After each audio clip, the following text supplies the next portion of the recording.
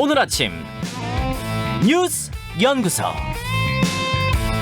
오늘 아침 뉴스의 맥을 짚어드리는 시간 뉴스 연구소. 오늘도 두 분의 연구위원 나오셨어요. CBS 민경남 PD, 뉴스톱 김준일 대표, 어서 오십시오. 안녕하세요. 예, 오늘 주목할 뉴스 첫 번째는 뭔가요? 세계 주요 웹사이트 일제히 다운입니다. 먹통이 된 거예요? 네, 말 그대로 먹통이 됐는데요. 일단 유명 언론들이 다운이 됐습니다. 예. 미국의 뉴욕타임즈, CNN, 영국의 BBC, 가디언, 파이낸셜 타임즈, 블룸버그, 또 프랑스 르몽드 등등이 있고요. 심지어 백악관도 다운, 영국 정부 홈페이지도 다운, 세계 최대 전자상거래 사이트인 아마존도 다운이 됐습니다. 예. 우리 시간으로 어제 저녁에 있었던 일인데 지금은 이 사이트들 다 정상적으로 접속은 됩니다. 아니, 원인이 뭡니까? 아직도 불분명한데요. 일부 외신들이 패스틀리가 문제였다라고 추정을 하는 기사들을 내놓고 있습니다. 패스틀리는 또 뭐예요? 이게 웹사이트들을 지원하는 뭐 클라우드 컴퓨팅 업체인데요. 그러니까 웹사이트의 접속 속도를 끌어올려주고 네. 트래픽이 뭐 폭발을 하거나 공격이 있을 때 웹사이트들을 방어해주는 역할을 하는데 오히려 여기가 문제가 생겼다고 합니다. 그런데 이 패스틀리에 왜 문제가 생겼는지는 또 아직 밝혀지지 않았습니다. 아니, 지금 이제 우리 민경남 PD가 쭉 먹통이 됐던 사이트들 읽어줬습니다만 어제 이런 정도 주요 사이트들이 일제히 다운이 되니까 예전에 왜 그 밀레니엄 버그라 그래가지고 Y2K 그 2000년 넘어갈 때 고무렵 생각이 나면서 좀 무섭더라고요. 일단 현재로서는 이게 사이버 공격 아니냐 뭐 이런 얘기도 있었는데 아직은 이제 아닌 걸로 좀 알려져 있고요. 최근에 근데 이제 그 송유관 회사, 미국의 송유관 회사가 랜섬웨어 공격 받아가지고 이제 문제가 생겼었잖아요. 예. 그러니까 이제 그런 것 때문에 좀 긴장을 했는데 이게 좀 조금만 더 설명을 드리려면은 캐시 서버예요. 이게 캐시 서버가 뭐냐면은 이를테면 우리가 이제 유튜브 쓰잖아요. 네. 근데 유튜브 본사까지 서버에 가서 이렇게 접속을 하는 게 아니라 한국인이 많이 쓰는 거, 제가 많이 들어가 본 이렇게 페이지를 요 가까운 한국에다가 서버를 만들어 놓고 저장을 해 놓는 거예요. 예, 그러면은 이제 한번 들어갔던 거면은 빨리 뜨는 거죠. 갔던 경로는 다시 빨리 들어갈 수 있도록 해주는 그런 거. 식으로 전 세계 캐시 서버를 서비스하는 업체들이 굉장히 많은데 예. 이 패스틀리가 패스트에 ly 붙여가지고 더 빠르게 뭐 이런 느낌이에요. 이 회사 이름이. 그러니까 이런 캐시 서버를 하는 건데 여기가 다 고장이 나면은 문제가 생기면은 접속이 안 되는 거죠. 근데 여기가 굉장히 광범위하게 서비스를 한 것이고 이게 이제 이게 생각보다 취약하다 그러니까 이런 식으로 하나 그러네요. 고장 나면은 그러네요. 우리나라도 충분히 우리나라에 있는 캐시 서버 업체가 만약에 문제가 생길 경우에는 이런 일이 발생할 수가 있는 거죠. 아니, 요즘은 인터넷이 멈추면은 이게 일제히 모든 시스템들이 같이 멈춰버린단 말이에요. 보통 일은 아닌데 말이죠. 네, 그리고 대한민국이야말로 인터넷 의존도가 높은데 예. 지난주에 백신 예약이 뜨거웠을 때 만약에 백신 접종 그 예약 사이트가 마비가 됐다면 또 재택근무들 많이 하시는 인터넷이 이런 식으로 멈춰버린다면 그렇죠. 또 좀 아찔한 것 같습니다. 중요한 화상 회의하고 있는데 서버가 멈춘다면 네네. 뭐 등등등의 상상이에요. 정확한 원인도 밝혀지고 대안도 마련돼야 되겠습니다. 두 번째로 가죠. 네. 민주당 12명 탈당 권유 후폭풍이 엄청나다. 네, 입니다. 예, 권익위 조사에 따라서 12명 의원 명단이 나왔고 민주당이 발표를 했고 심지어 네. 탈당 권유라는 초강수 대책이 나왔습니다. 그렇습니다. 민주당은 이 12명에 대해서 나가라라는 건데요. 지역구 의원에 대해서는 자진 탈당을 요구했고 네. 비례대표 의원은 탈당을 하면 의원직까지 상실하기 때문에 출당 조치로 내렸습니다. 후폭풍이 만만치 않은데요. 의혹이 제기된 의원들이 해명 자료를 내놓고 있는데 그중에서 우상호 의원, 김한정 의원, 김혜재 의원은 권익위의 조사가 잘못됐다. 당이 탈당 권유 결정을 내리면서 소명 절차가 없었다라고 반발하고 있습니다. 네. 사실 탈당 권유는 알아서 나가라는 거기 때문에 해당 의원이 불복하고 탈당하지 않을 가능성도 있는 거죠. 그리고 후폭풍은 국민의힘까지 퍼지고 있는데 감사원에 소속 의원 102명에 대한 부동산 전수조사를 의뢰하기로 했습니다. 국민의힘은 민주당보다 재력가가 많은 당이라서요. 혹시나 있을지 모르는 부동산 의혹이 역풍으로 불어닥칠까 전전긍긍하는 모습도 있고. 아니, 그 전에 네. 감사원한테 전수조사를 받겠다는 건데 감사원은 국회의원 감사 못 하잖아요. 네, 그런 부분도 또 있습니다. 그리고 또 소속 의원이 102명인데 개헌저지선이 101석이잖아요. 네. 조사 결과가 문제가 되더라도 지금 여당처럼 뭐 나가라 하기는 쉽지 않은 상황입니다. 국민의힘에도 불똥이 떨어진 상황. 네. 김준일 대표. 예. 민주당의 강병원 최고위원이 어제 저와 인터뷰할 때 명단 공개까지는 해야 될 것 같다.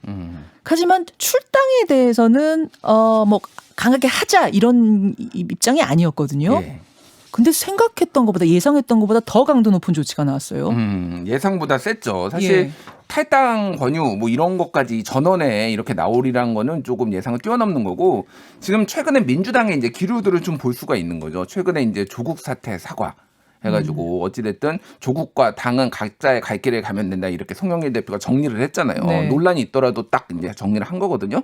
이것도 마찬가지입니다. 그러니까 어쨌든 이 민주당의 내로남불 부동산 내로남불 이미지가 굉장히 강했고 이게 정권 재창출에 상당히 방해가 된다. 이 부분을 예전에 뭐 민주당 이미지 보고서라든지 패인 분석했던 걸 보면은 조국 사태하고 이 지금 이 부동산 문제를 강하게 지적을 했거든요. 네. 떠난 민심 떠남들이. 그러니까 이거는 정리를 해야 된다. 그렇다라고 한다면 어정쩡하게 하는 것보다 강하고 단호하게 해야 된다. 이렇게 이제 했다라는 거고 어제 그래서 뭐 이제 발표를 하는데 송영길 대표가 밤잠을 못 이뤘다. 이렇게 뭐 이런 얘기를 이제 전했다라는 맞아요. 걸로 봐서 이제 고심을 많이 했다라는 거를 전달을 했는데 이게 이제 사실은 민주당이 그동안 못했던 거고 국민의힘은 잘했던 유의 행동입니다. 뭐냐면은 국민의힘 계열에서는 문제가 생기면은 일단 다 탈당시켰어요. 탈당을 하거나 자진 탈당을 사실상 이제 탈당시킨 거죠. 예전에 뭐 이해충돌의 박덕흠, 네. 당직자 폭행 최근에 송원석, 뭐 부친의 편법 증여 뭐 정봉민 그리고 뭐 성폭행 의혹이었는데 이거는 사실이 아닌 걸로 이제 밝혀졌는데 김병욱 뭐 이런 분들이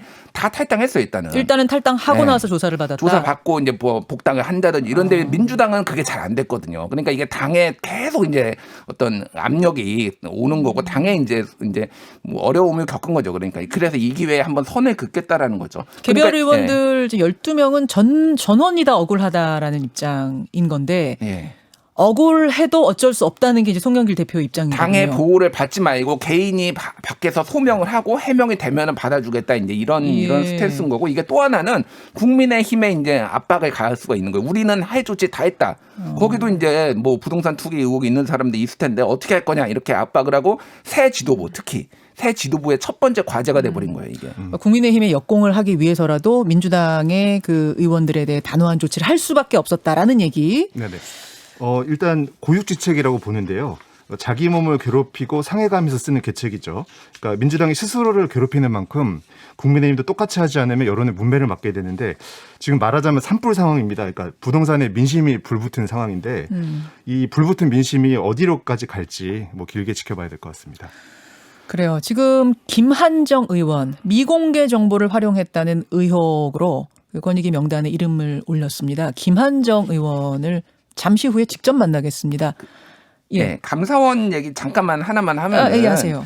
왜 감사원에 받겠느냐 국민의힘이. 근데 이제 감사원에 받겠다고 했다가 김혜령 대변인이 감사원은 뭐 국회의원은 할 수 없다라는 걸 알고 다시 고려해 보겠다 이렇게 추후에 이제 정정을 했어요. 근데 어찌됐든 감사원을 얘기를 한 거는 말했듯이 전현희 위원장, 권익위 위원장은 민주당 출신이다라는 거 하나. 네. 그리고 또 하나는 이제 최재형 감사원장이 뭐라고 불려야 될까요? 범야권의 성향이 있는 거 아니냐. 그러니까 정부에 대해서 좀 까탈스럽게 뭐 감사를 했다. 그러니까 좀 이게 우리한테는 더 유리할 거 아니냐. 이런 식의 이제 인식이 있는 건데 이거는 늑대를 피하려다가 범의 아가리로 들어갈 수도 있는 일이다. 예, 이거는 굉장히 위험한 지금 국민의힘이 판단을 한 것이다라고 볼 수밖에 없는 거죠. 예.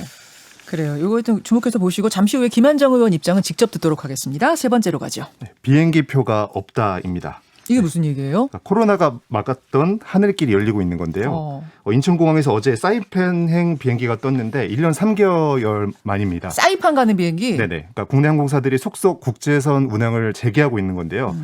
이번 주면 국내에 1,000만 명 그러니까 전체 국민의 20%가 백신 1차 접종을 마칠 예정이라서 네. 해외여행에 대한 기대감 자체가 커지고 있는 중입니다.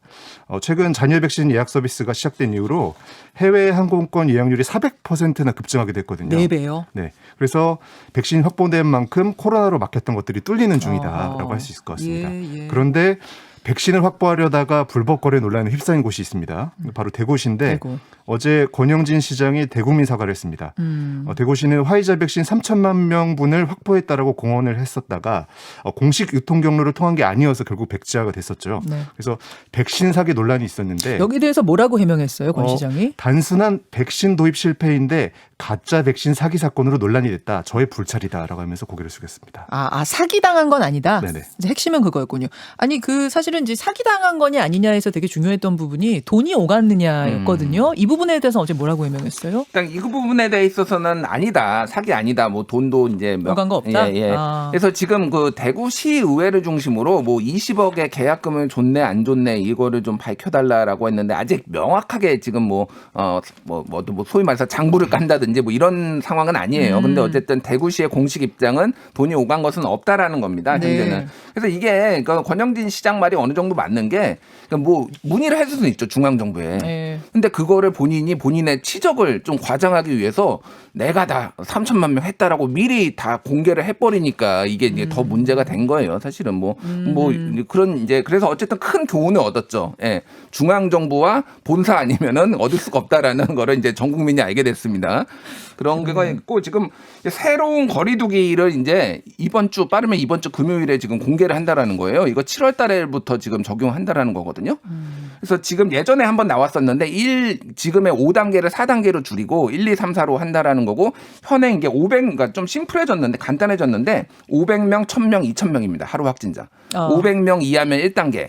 500명 이상이면 2단계, 1000명 이상이면 3단계, 2000명 이상이면 4단계인데 현행은 2단계거든요. 예. 근데 이거 넣으면 9인 이상, 그러니까 8인까지는 모일 수 있어요. 이게 지금 가장 큰 변화예요. 아, 가족 아니어도? 네, 가족 아니어도. 지금은 4명까지 모여서 밥 먹잖아요. 예. 이제는 8명까지 가능하다고요? 다음 달 정도부터 다음 달부터. 적용을 하면은 예. 내가 뭐 1차를 맞았냐 2차를 맞았냐 상관없이. 그러니까 이거는 큰 변화네요, 굉장히. 백신에 대해서 어느 정도 자신감이 이제 붙은 거죠. 사실은 7월 달에 이미 적용하는 걸 예고를 했긴 했지만은 백신 상황을 보겠다라는 건데 지금 해외 여행도 급증하고 이런 것도 다 영향을 받고 있는 겁니다. 확진자가 확 더 늘지 않는 한 7월부터는 한 8명까지 모여도 되는 그 단계가 적용될 수 있다. 확정은 아니에요. 그럴 수 있다. 그런 거죠? 네. 그리고 다시 대구시의 말씀을 드리게 되는데요. 예. 다행히 예산이 집행된 건 없으니까 사기는 아니라라는 건데 이미 화이자 3천만 명분 확보했다 공언한 상태였고요. 보건복지부가 나서서 말리지 않았으면 그대로 돈 보내지 않았겠습니까? 그래서 사기 당할 뻔했다는 것까지는 또 인정해야 되지 않나 생각이 듭니다. 그리고 이게 실수치고는 좀 커요. 네. 큰 도시가 이 정도 체크 없이 국민들에게 시민들 앞에 발표를 했다는 건 이건 정말 망신스러운 실수입니다. 수고하셨습니다. 감사합니다.